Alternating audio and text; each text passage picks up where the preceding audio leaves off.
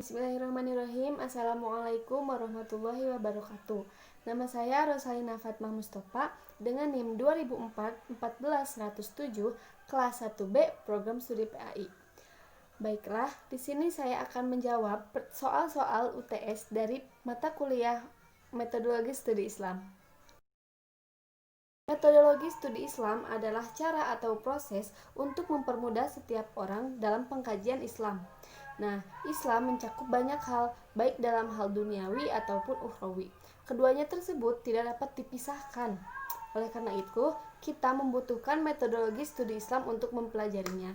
Dan Islam pula dipahami dalam berbagai sudut pandang. Untuk memahami berbagai sudut pandang itu, kita juga membutuhkan metodologi studi Islam. Sejarah perkembangan metodologi studi Islam terbagi ke dalam 3 periode. Yang pertama ada periode klasik, yaitu pada tahun 650 Masehi sampai dengan 1251 Masehi. Pada periode ini, Islam mengalami masa kejayaan dan masa keemasan. Dibuktikan dengan adanya perluasan wilayah kekuasaan Islam, dengan adanya integrasi antar wilayah, dan adanya bukti puncak kemajuan Islam dalam bidang ilmu dan sains. Periode ini mengalami empat kepemimpinan. Yang pertama ada kepemimpinan Nabi Muhammad SAW dan sahabatnya. Yang kedua dinasti Abbasiyah, yang ketiga dinasti Umayyah, dan yang terakhir yaitu kepemimpinan dinasti Fatimah di Mesir. Periode ini memiliki ciri-ciri, yaitu mereka sangat memperhatikan sejarah dan tidak menutup mata terhadap dinasti-dinasti kecil. Namun pada tahun 1000 Masehi sampai dengan 1250 Masehi, keutuhan umat Islam dalam bidang politik pecah, kekhalifahan menurun, dan pada tahun 1251 Masehi dapat dikuasai dan dihancurkan oleh Hulagukan. Yang kedua ada periode pertengahan, yaitu pada tahun 1251 sampai dengan 1800 Masehi. Pada periode ini terdapat dua fase. Yang pertama ada fase kemunduran pada tahun 1251 sampai dengan 1500 Masehi. Nah, zaman ini disentralisasikan dan disintegrasi semakin meningkat. Banyak wilayah yang memisahkan diri dari kekuasaan pusat. Yang kedua ada fase kemajuan dengan 3 kerajaan, yaitu tahun 1500 sampai dengan 1800 Masehi. Nah, zaman kemajuan dengan 3 negara, yaitu kerajaan Utsman di Turki, kerajaan Syafawi di Persia, dan kerajaan Mughal di India yang berjaya pada bidang literatur dan arsitektur. Ciri-ciri periode ini yaitu politik pemerintahan semakin terpecah-pecah dan bermusuhan. Nah, yang terakhir ada periode modern pada tahun 1800 Masehi sampai dengan sekarang. Periode ini disebut juga dengan periode pembaharuan karena merupakan zaman kebangkitan dan kesadaran umat Islam terhadap kelemahan dirinya, dan juga untuk memperoleh kemajuan di bidang ilmu pengetahuan dan teknologi. Pada masa ini banyak umat Islam yang mengarahkan pikirannya untuk kemajuan agama Islam, seperti kemajuan di bidang ilmu pengetahuan dan teknologi, kemajuan di bidang kebudayaan, dan ajaran Islam berkembang di berbagai negara seperti negara Mesir, Turki, dan India. Agama adalah sasaran kajian yang dikategorikan menjadi 3, yaitu Islam sebagai doktrin, dinamika, dan struktur masyarakat yang telah ditetapkan oleh agama. Dalam konteks ini, terdapat beberapa aspek dari Islam yang dapat menjadi objek studi, yaitu yang pertama ada Islam sebagai doktrin, yang kedua Islam sebagai gejala budaya, yang ketiga yaitu Islam sebagai interaksi sosial, keilmuan, dan keagamaan. Contoh-contoh dari konteks studi Islam. Yang pertama, Islam sebagai doktrin. Nah, contohnya ada teman kita yang belum terlalu memahami atau mendalami tentang agama Islam. Di situ juga kita dapat mendoktrinkan terhadap sesama umat Islam untuk menekankan kepercayaan mereka bahwa Islam adalah agama yang benar, agama yang mutlak, dan agama yang suci. Misalnya seperti itu. Yang kedua adalah contoh dari Islam sebagai gejala budaya. Contohnya yaitu setiap Idul Fitri ataupun Idul Adha, kita sebagai umat Islam selalu mengadakan silaturahmi atau halal bihalal. Nah, itu juga termasuk ke dalam contoh Islam sebagai gejala budaya. Yang ketiga adalah Islam sebagai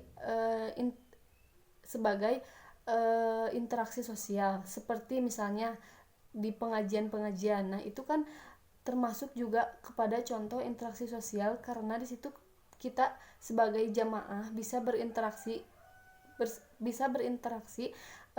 antara jemaah dan penceramah tersebut.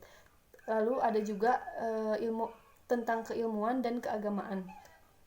Di keilmuan tersendiri dalam Al-Quran sudah banyak disebutkan tentang ilmu-ilmu yang sudah ada sekarang. Ilmu kedokteran, ilmu sejarah, dan lain sebagainya sudah tertulis dalam Al-Quran.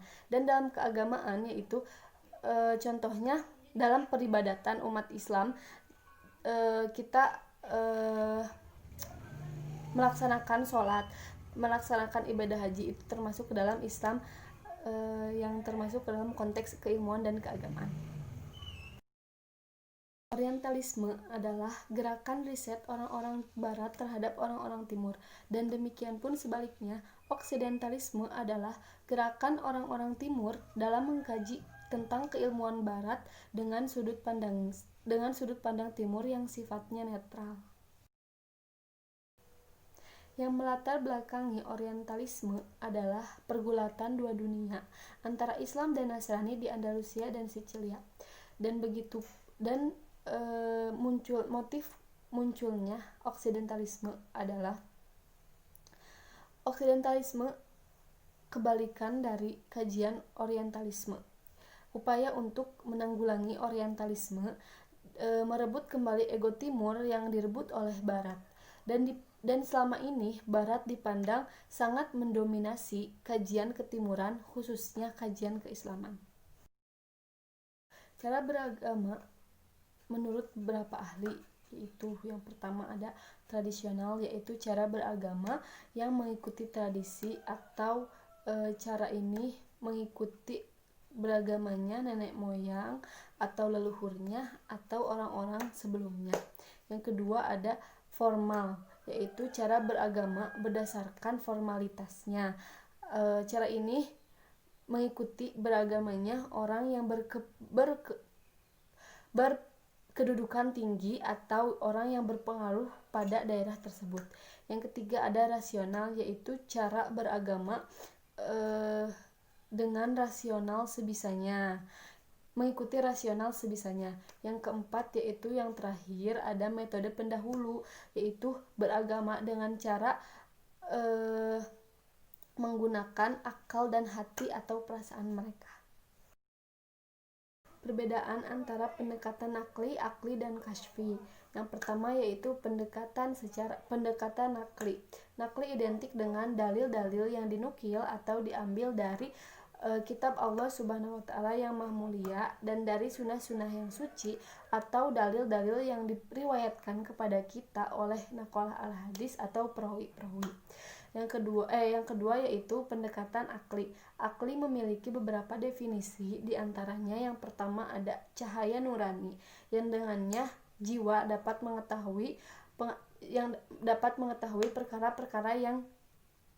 perkara-perkara yang penting dan fitrah. Yang kedua yaitu aksioma-aksioma rasional dan pengetahuan-pengetahuan dasar yang ada pada diri kita sendiri. Yang ketiga yaitu kesiapan bawaan yang bersifat instingtif dan kemampuan yang matang.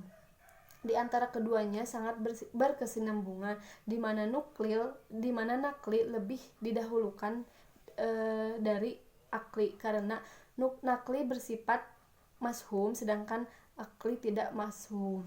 Yang ketiga ada pendekatan kasyfi. Metode kasyfi banyak dipergunakan oleh para sufi untuk memperoleh pengetahuan secara langsung dari Allah Subhanahu wa taala dengan intuisi sebagai instrumennya dan bukan melalui nalar. Sebagaimana dijelaskan sebelumnya bahwa pendekatan nakli dan pendekatan akli itu berkesinambungan, di mana nakli lebih didahulukan dari akli. Akal atau akli tidak dapat menetapkan suatu hukum sebelum adanya wahyu. Walaupun akal atau akli itu bisa memahami, dan sebagai contohnya yaitu balasan atas dosa dan pahala itu ditetapkan oleh nakli. Selanjutnya difahami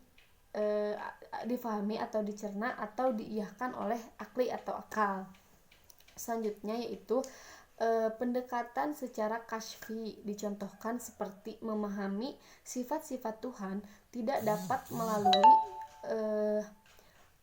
dapat hanya melalui ritual mistik dan formalnya belaka, tetapi lebih ditangkap dimensi semangatnya yang dapat berimplikasi pada perubahan sikap melalui proses internalisasi secara intens.